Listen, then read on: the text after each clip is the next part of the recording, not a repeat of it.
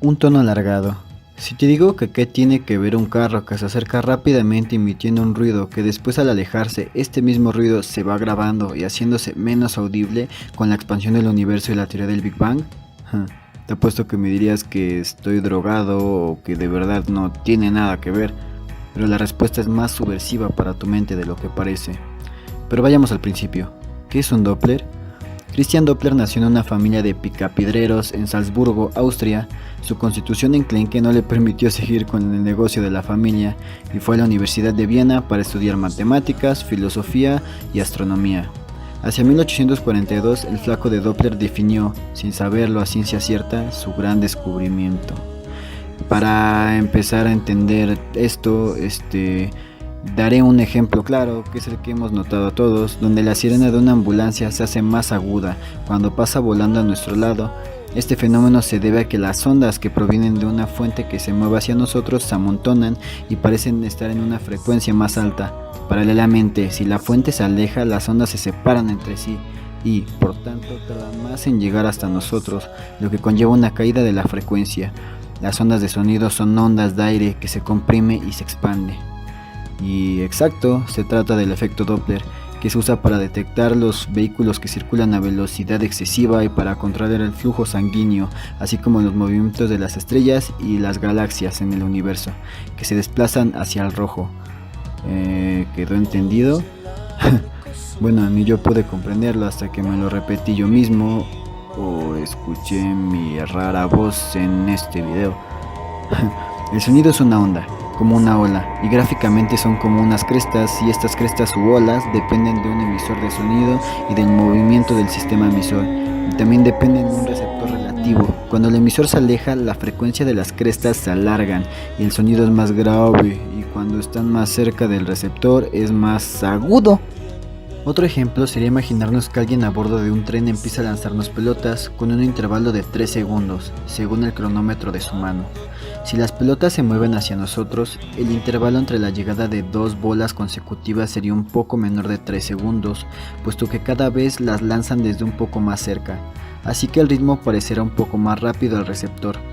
De manera similar, conforme el tren se aleja, las pelotas tardan ligeramente más en llegar, ya que con cada lanzamiento deben recorrer una pequeña distancia añadida, así que su frecuencia de llegada es más baja.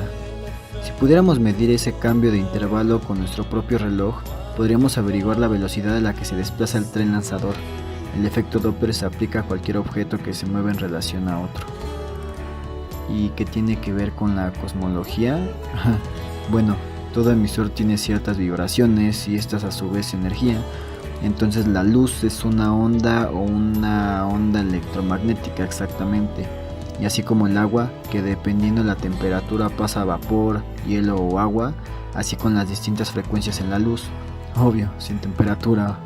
Las distintas ondas electromagnéticas pueden pasar de microondas, rayos gamas, rayos X, ultravioletas, luz visible, infrarrojo, etc. Y con tan solo cambiar la frecuencia de esta, porque pues son lo mismo. Por ejemplo, la luz visible emite rayos con distinta frecuencia y esto da a su vez colores del arco iris, desde el rojo de menor frecuencia hasta el violeta, y son diferentes por la frecuencia de onda electromagnética. Ya va tomando forma, ¿verdad? A su vez los átomos absorben y emiten luz con cierta frecuencia. Esto es resonancia, donde no me meteré en detalles. Cada átomo o compuesto químico emite cierta frecuencia y a su vez claro, color o luz. Entonces gracias a estos espectros pudimos saber el compuesto de nuestro Sol y a su vez sirvió como llave para saber de qué están compuestas las distintas estrellas. Regresemos al color rojo, que es de menor frecuencia, por lo tanto si vemos que un objeto en el espacio se mueve hacia el rojo, significa que se está alejando, y si se mueve hacia el azul, se está acercando, puesto el azul es el más próximo al violeta, y este tiene mayor frecuencia. Los astrónomos se refieren a esta relación usando el símbolo sin dimensiones Z, de manera que la razón entre la longitud de onda observada y la emitida es igual a 1 más Z. Los desplazamientos hacia el rojo, definidos así, se usan como un modo de expresión abreviado de la distancia en la que se encuentra un objeto astronómico. Por tanto, si tenemos una galaxia en la que Z es igual a 1, por ejemplo, Observamos su luz con el doble de longitud de onda a la que se emitió y podríamos saber que estaría por la zona media del universo.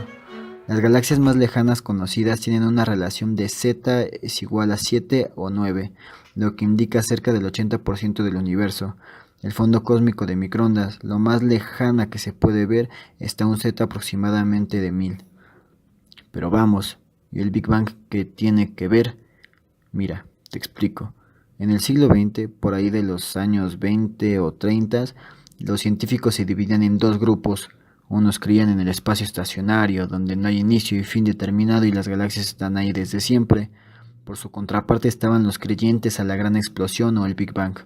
Estos creían que esta explosión provocaba que el universo siga alejándose un poco y expandiéndose, y resulta que en 1929 un tipo llamado Edwin Hubble dirigió sus instrumentos a ciertas galaxias, y en esas noches, que sin saberlo cambiaron la cosmología para siempre, se dio cuenta de que la mayoría se acercaba hacia el rojo sistemáticamente, y por lo tanto la mayoría de todas las galaxias se alejaban de la Tierra y se alejaban proporcionalmente a nuestra distancia. Y entonces dijo que una galaxia que está al doble de distancia de la otra se aleja con el doble de velocidad. Esto es la ley de Hubble. Y si se alejan más es porque antes estaban más juntas. Obvio, ¿no? El espacio se está expandiendo, obviamente. Big Bang 1, ley estacionaria 0.